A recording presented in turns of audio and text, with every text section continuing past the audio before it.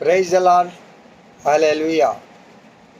ప్రభు అయిన యేసుక్రీస్తు నామం పేరిట మీ అందరికీ శుభోదయం. ప్రియ దేవుని బిడ్డలారా, ఈ 9వ తేదీ ఈ జూలై నెలలో దేవుడు మనల్ని ప్రవేశపెట్టారు. విత్తువాడు యొక్క ఉపమానం గురించి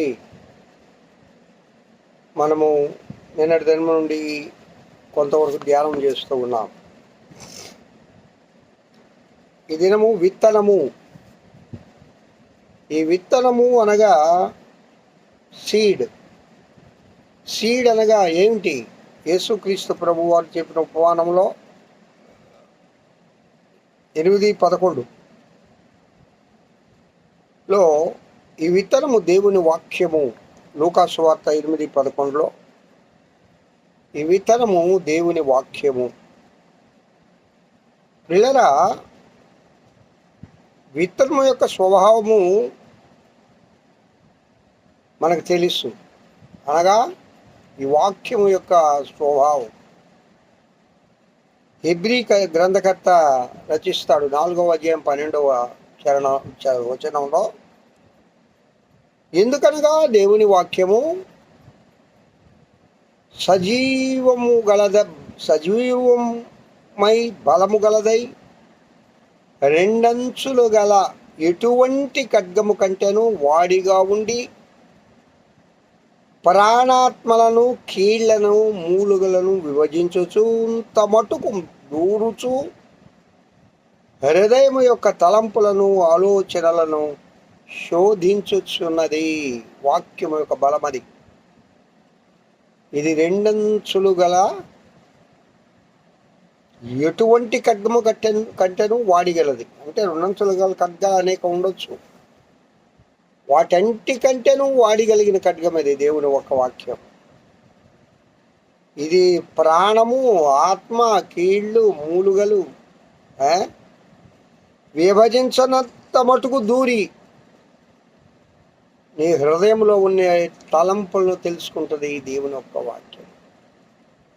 నీ హృదయ తలంపులను మార్చుతుంది ఈ దేవుని యొక్క వాక్యం. ఈ వాక్యానికి ఉన్న పటిమ చాలా గొప్పది. వాక్యము ఘోరమైన పాపిని మారుస్తుంది, ఒక వ్యభిచారిని మారుస్తుంది, ఒక దొంగను మారుస్తుంది, ఒక బందిపోటును మారుస్తుంది. వాక్యము మార్చలేని మనస్సు ఏదీ ఉండదు. కఠినమైన బండరాళ్లను కూడా ఈ వాక్యము తుత్తనీయులుగా చేస్తుంది, మెత్తగా చేస్తుంది. వాక్యానికి ఉన్న బలము అంతా ఇంత కాదు ప్రియులరా. జీవము గల దేవుని వాక్యము అనే అక్షయ బీజము నుండి మీరు పుట్టింపబడిన వారు అంటారు పేతురు గారు. 1 పేతురు 1వ అధ్యాయం 22-24 వచనాలను మనం చదివినప్పుడు, ఈ దేవుని వాక్యము అక్షయ బీజం. ఇది ఒక విత్తనం, క్షయమయ్యేది కాదు, అక్షయమైనది దేవుని యొక్క వాక్యం. ఇది ఎప్పుడు ఎల్లప్పుడూ నిలబడేది. ఇది ఎవరైనా ఈ వాక్యం నీ రూపుమాపాలి అనుకుంటే, ఈ వాక్యాన్ని చెప్పకుండా చేయాలనుకుంటే అది ఎవరి వల్ల కాదు.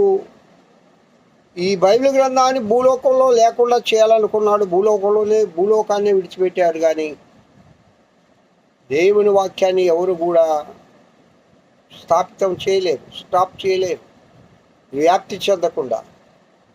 ఎందుకనగా ఇది అక్షయ బీజము నుండి తీయబడిన దేవుని వాక్యం. వాక్యము అనగా దేవుడే కదా. యోహాను సువార్త 1:1 ఆది యందు వాక్యం ఉండెను, ఆ వాక్యమే దేవుడే ఉండెను. మరి దేవుణ్ణి ఎవడేం చేస్తారు?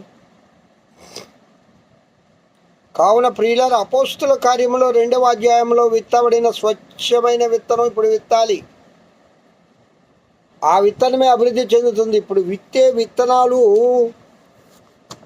స్వచ్ఛమైన విత్తనాలు కాదు. స్వచ్ఛమైన వాక్యం చెప్పడం లేదు. దేవుని బైబిల్గా చెప్పడం లేదు. విపరీత అర్థాలు తీసి కలగొలుపులు చేసి చెడిపోయిన విత్తనాలు విత్తుతూ ఉన్నారు. కాబట్టే మంచి పంట కోయలేకపోతున్నారు, సమకూర్చలేకపోతున్నారు. అపోస్తల కార్యం 2వ అధ్యాయంలో విత్తబడిన పరిశుద్ధాత్మని ద్వారా విత్తబడిన ఆ వాక్యమే ఎత్తబడాలి. ఆ స్టాండర్డ్ రావాలి, ఆ స్థాయి రావాలి. స్టాండర్డ్స్ తగ్గిపోతున్నాయి. ఇప్పుడు విద్యలో కూడా స్థాయి తగ్గిపోతుంది, స్టాండర్డ్స్ లేవు. ఎప్పుడు స్టాండర్డ్ బాగుంటుందంటే చెప్పే ఉపాధ్యాయుడు బాగుంటే బాగుంటుంది. అలాగే విత్తువాడు బాగుంటే, ఒకవేళ ఇత్తనం బాగున్నా ఇత్తువాడు బాగులేకపోతే దానికి ఆ స్థాయి రాదు. కావున ప్రియులారా, ఈ దేవుని వాక్యం గురించి వివరించాలి అంటే